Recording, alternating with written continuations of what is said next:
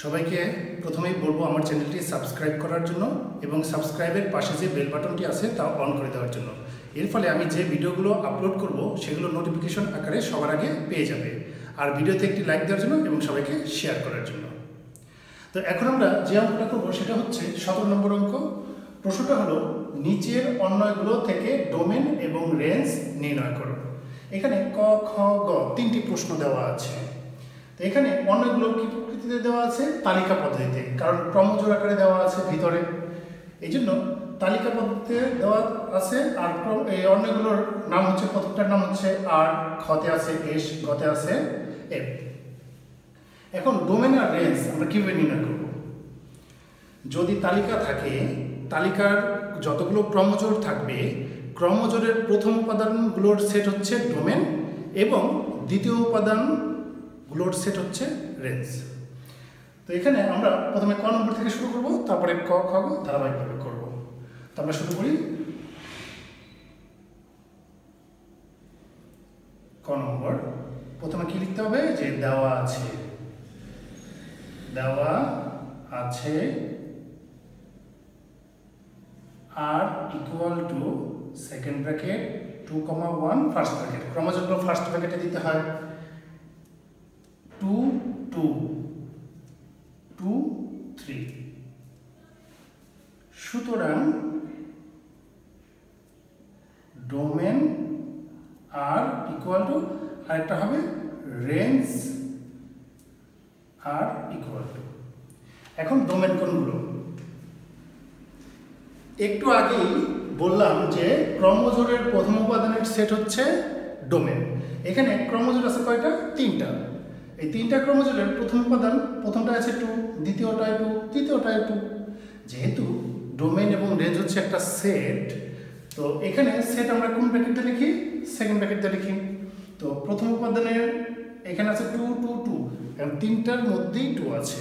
কোনো একটা সেটে যখন আমরা সংখ্যার উপাদানগুলো লিখি, তো একই রকম সংখ্যা যদি হয় বা একই রকম উপাদান যদি হয়, তাহলে একাধিকবার লিখতে হয় না, মাত্র একবার লিখতে হয়। তো 3 বারই 2 আছে, তাহলে 2 লিখবো কয়বার? একবার, শুধু 2। এবং রেঞ্জ আর ইকুয়াল টু, রেঞ্জ কোনটা বললাম? যে দ্বিতীয় উপাদানের সেট। তো এখানে প্রথম জোড়ায় দ্বিতীয় উপাদান আছে কত? 1। তারপরে দ্বিতীয় জোড়ার মধ্যে 2, তৃতীয় জোড়ার মধ্যে 3। তিনটেই ভিন্ন ভিন্ন, এই জন্য তিনটেই লিখতে হবে, সেকেন্ড ব্র্যাকেট আটকে দিতে হবে, যেহেতু এটা একটা সেট। এটাই ক নম্বরের অ্যান্সার।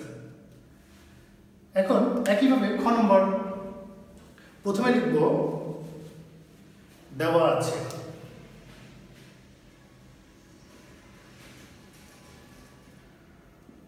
দেওয়া আছে S equal to second bracket -2, -4, -1, 1, 0, 0, 1, 1, 2, 4। তারপরে শেষ একটা সেকেন্ড ব্র্যাকেট। সুতরাং যেহেতু এবার অন্যের নাম এস, তাহলে আমরা কি লিখব? ডোমেন এস ইকুয়াল টু, আরেকটা হবে রেঞ্জ এস ইকুয়াল টু। তো ডোমেন কোনটা? একটু আগেও বললাম যে ক্রমজোড়ের প্রথম উপাদানের সেট। এখানে প্রথম উপাদান কি কি আছে দেখো? -2, -1, 0, 1, 2। ছোট থেকে বড় দিকে ভিন্ন ভিন্ন করে সংখ্যা, তাহলে সবগুলো সংখ্যাই লিখতে হবে।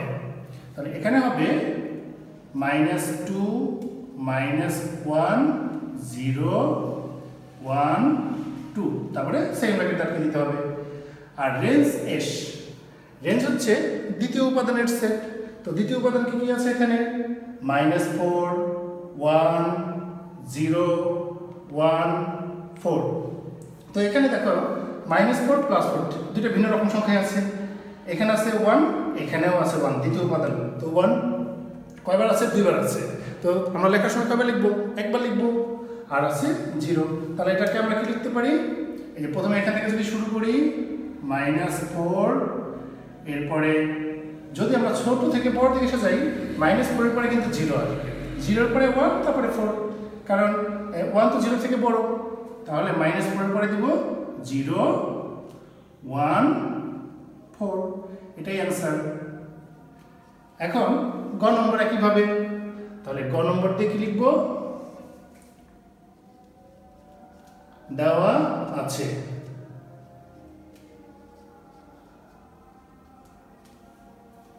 f ইকুয়াল টু, এবারের অন্যের নাম হচ্ছে f, হাফ কমা 0, এই ফার্স্ট ব্র্যাকেট আটকাতে হবে, 1 কমা 1, 1 কমা -1, 5/2 কমা 2, 5/2 কমা -2। সুতরাং ডোমেন f, যেহেতু f এর নাম দেওয়া আছে এজন্য ডোমেন f ইকুয়াল টু আরেকটার নাম হবে রেঞ্জ f ইকুয়াল টু। তো ডোমেন কোনটা? প্রথম উপাদানের সেট। তো প্রথম উপাদান কি কি আছে? হাফ, 1 1, 5/2 5/2, 1 1 দুইবার করে আছে, 5/2 দুইবার করে আছে, তাহলে এখান থেকে একবার আসবে, এই 1 থেকে একবার আসবে, আর এটা তো হাফ, এটা ভিন্ন আছে। তাহলে প্রথমে লিখব হাফ, তারপর দুইটা 1 যেহেতু আছে তাহলে কয়টা 1 লিখব? একটা 1, আর 5/2 দুইটা আছে এই জন্য 5/2 হবে একবার, সেকেন্ড ব্র্যাকেট, এবং রেঞ্জ f ইকুয়াল টু। তো রেঞ্জ হলো দ্বিতীয় উপাদানের সেট। তো দ্বিতীয় উপাদান আছে 0 1, -1 2, -2। তো আমরা জানি এখানে সবকটাই ভিন্ন ভিন্ন, দেখো 0 1 আর কোথাও 1 নাই, দ্বিতীয় উপাদান, -1 আর কোথাও নাই, 2 কোথাও নাই, -2। তো সবকটাই যেহেতু ভিন্ন ভিন্ন, তাহলে মোট কয়টা সংখ্যা আছে? 1 2 3 4 5টা সংখ্যা আছে। 5টা সংখ্যাকে যদি আমরা ছোট থেকে বড় দিকে সাজিয়ে লিখি তাহলে সবচেয়ে ছোট কোনটা হয়? -2টা সবচেয়ে ছোট। আমরা প্রথমে লিখতে পারি -2, -2 পরে কি আমরা বড় দিকে যাচ্ছি, -2 পরে কোনটা আসবে? -1, -1 এর পরে কি আসবে? 0, 0 এর পরে আসবে এই যে এই 1, 1 এর পরে আসবে 2। তাহলে একবারে ছোট থেকে বড় দিকেও সাজানো হয়ে গেল। এখন কেউ যদি মনে করে যে না আমি সাজাবো না, একবারে সরাসরি লিখে রাখবো যে 0 1 -1 2 -1, তাও হবে, এই জন্য করবে না। পরীক্ষাতে এটাও যেটা বললাম সেটাও থাকতে পারে, অথবা এই যে সাজিয়ে লেখা থাকতে পারে, দুইটাই সঠিক। ওকে।